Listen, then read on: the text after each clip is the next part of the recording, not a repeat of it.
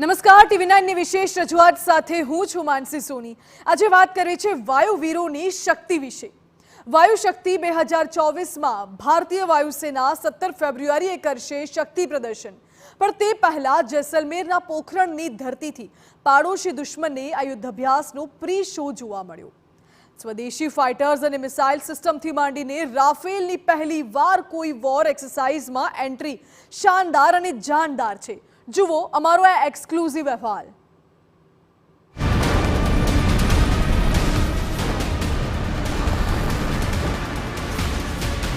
વાયુ શક્તિ 2024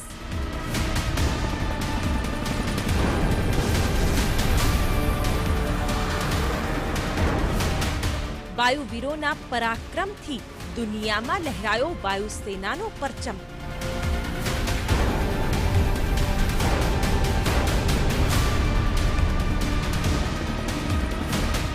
ભારતીય ફાઇટર એરક્રાફ્ટની ગર્જના,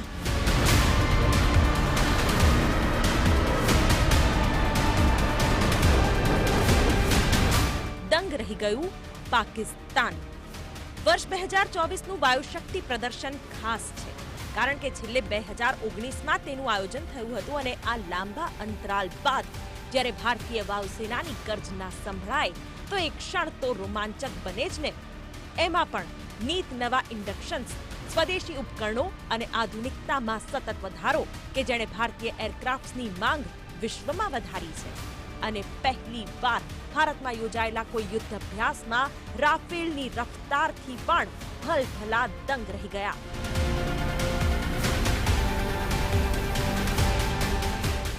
નભસ વજ્ર પ્રહાર આ થીમ સાથે વાયુશક્તિ 2024નું આયોજન, જેમાં ખાસ તો સ્વદેશી એરક્રાફ્ટ જેનો ખાસ જાદુ જોવા મળવાનો છે, કારણ કે ભારતીય વાયુસેના હવે આત્મનિર્ભર બની છે અને ઇન્ડિજિનિયસ એરક્રાફ્ટ જેનું આકર્ષણનું કેન્દ્ર છે।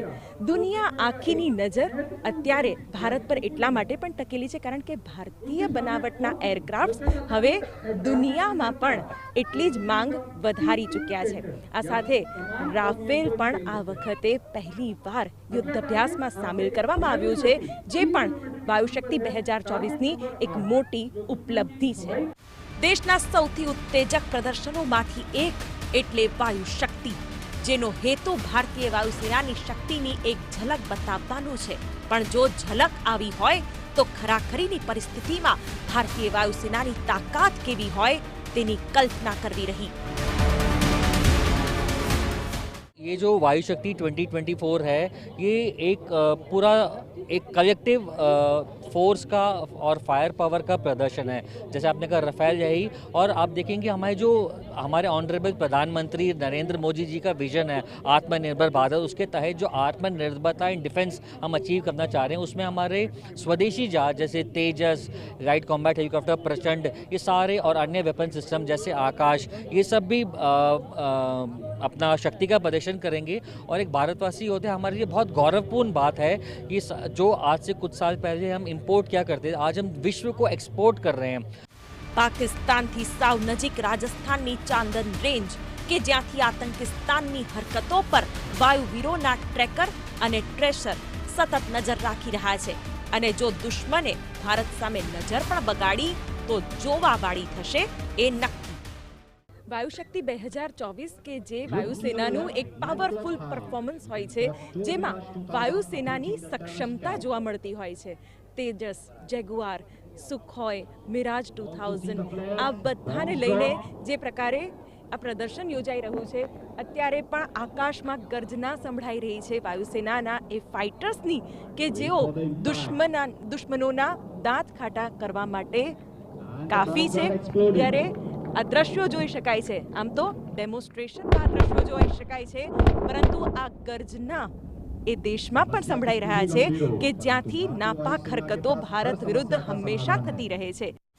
ઇન્ડિજિનિયસ એટલે કે ભારતમાં જ ડિઝાઇન અને નિર્માણ પામેલા એરક્રાફ્ટની ગર્જના સાંભળીને ભારતીય વાયુસેના સાથે બાથ ભીડવાની કોઈ કોશિશ કરી શકે, કારણ કે નિશાનો સટીક પણ છે અને પરિણામ અકલ્પનીય છે।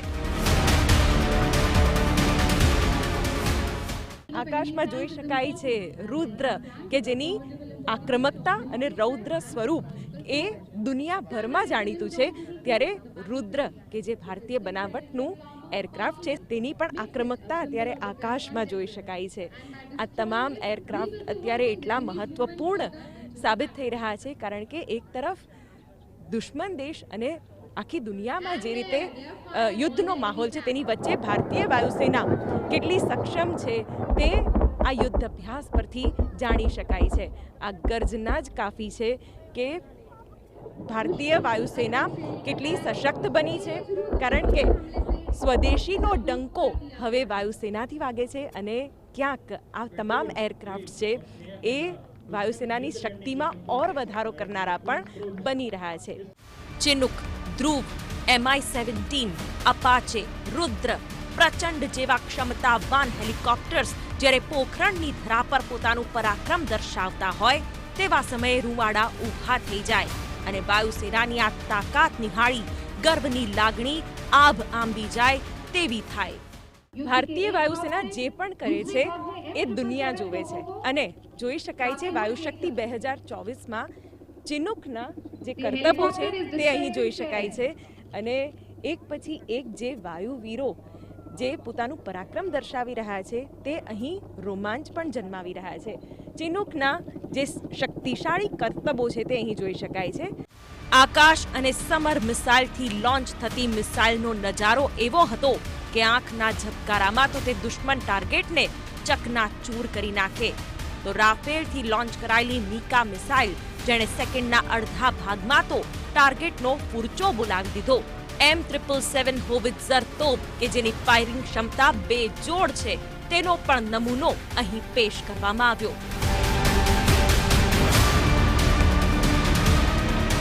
ભારતીય વાયુસેનાની સૌથી વધુ તાલીમબદ્ધ અને કસાયેલી ટુકડી ગરુડ કમાન્ડોની આકાશી ઉડાન અને ઉતરાણ, આ બધાની વચ્ચે જ્યારે દેશભક્તિના રંગો પણ આકાશની ઊંચાઈઓમાં જોવા મળ્યા ત્યારે છાતી માનભેર ફૂલાઈ અને દેશના રક્ષકોને 100 સલામ કરવાનું મન થાય.